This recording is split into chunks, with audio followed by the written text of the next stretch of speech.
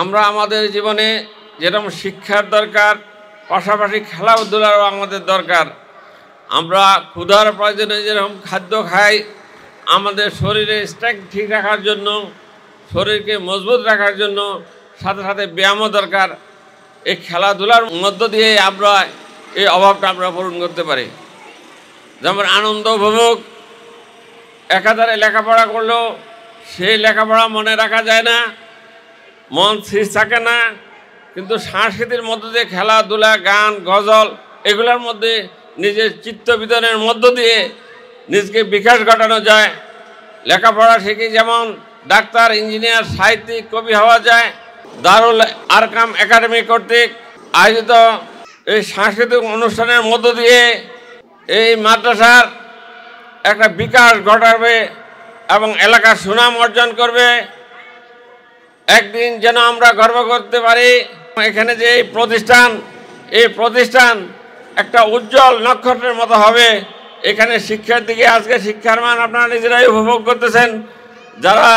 যাদের সন্তানকে এই প্রতিষ্ঠানে দিয়েছেন, আপনারা কতটুকু উপকৃত হচ্ছেন, আপনাদের ছেলে মেয়েদের লেখাপড়া কেমন হচ্ছে, আজকে আর এটা বলার অবকাশ রাখে না। পাশাপাশি আমাদের আরেকটা জিনিস দরকার, আপনার প্রতি যদি আমার কোনো অধিকার থাকে, তখন আপনার কিছু কর্তব্য আছে আমার প্রতি।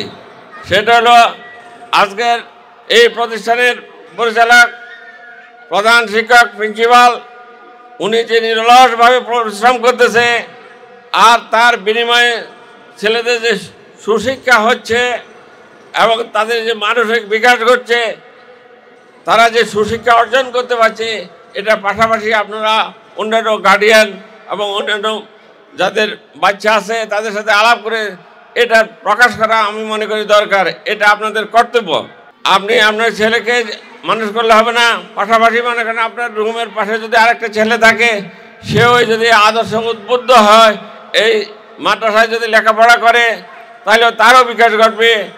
এইভাবে আমি সবাইকে অনুরোধ করব, আপনারা নিজেরাও উপকৃত হন, সবাইকে উপকৃত করবেন এবং এই প্রতিষ্ঠান যেন আরও বেগমান, আরও শক্তিশালী হয়, এই কামনা করে আমি আমার বক্তব্য শেষ করছি।